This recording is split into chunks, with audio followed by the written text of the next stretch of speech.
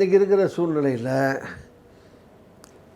அதிமுகன்னு பார்த்தீங்கன்னா அதிமுகவில் வந்து இவங்கெல்லாம் வந்து நான் சொன்ன மாதிரி இந்த 4-5 எடப்பாடிகிட்ட இருக்கிறதுனால எடப்பாடி தான் கட்சிக்கு தலைவர், எடப்பாடிகிட்ட இருக்கிறது தான் அதிமுகன்னு சொல்லலாம். ஆனால் இப்படி இந்த வெளியே இருக்கிறவங்கெல்லாம் ஒன்றுக்குமே ஆக மாட்டாங்க, இவங்களுக்கு ஒன்றுமே இல்லை, எல்லாம் ஜீரோன்னு சொல்ல முடியாது.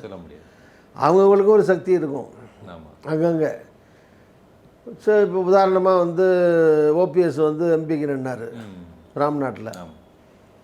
அவர் 2-3 தடவை செல்வி ஜெயலலிதா அவர்களாலே முதலமைச்சர் ஆக்கப்பட்டவர், இருந்தவர், கம்யூனலாக அவர் முக்குளத்தூர் சமுதாயத்தை சேர்ந்தவர். இந்த அடிப்படையில் அவர் சொந்த மாவட்டம் கூட கிடையாது, அது 2-3 ஜில்லா தாண்டி வந்து ராம்நாட்டில் இருந்தாலும் அப்போ அதிமுக கூட்டணியும் கிடையாது. ஸோ பிஜேபிக்கு 3 லட்சம் ஓட்டெலாம் அங்கே கிடையாது. அது ராமநாதபுரத்தில் அங்கே வந்து ஒரு 3-3.5 லட்சம் ஓட்டு வாங்கியிருக்கார் இல்லையா. அதே மாதிரி அப்போ டெட்டலியில் என்ன அதிமுக வேட்பாளரே 1 லட்சம் தான் வாங்கியிருக்காரு. ஸோ இப்போ ஆளை பொறுத்து கொஞ்சம் இருக்குன்னு தானே அர்த்தம்.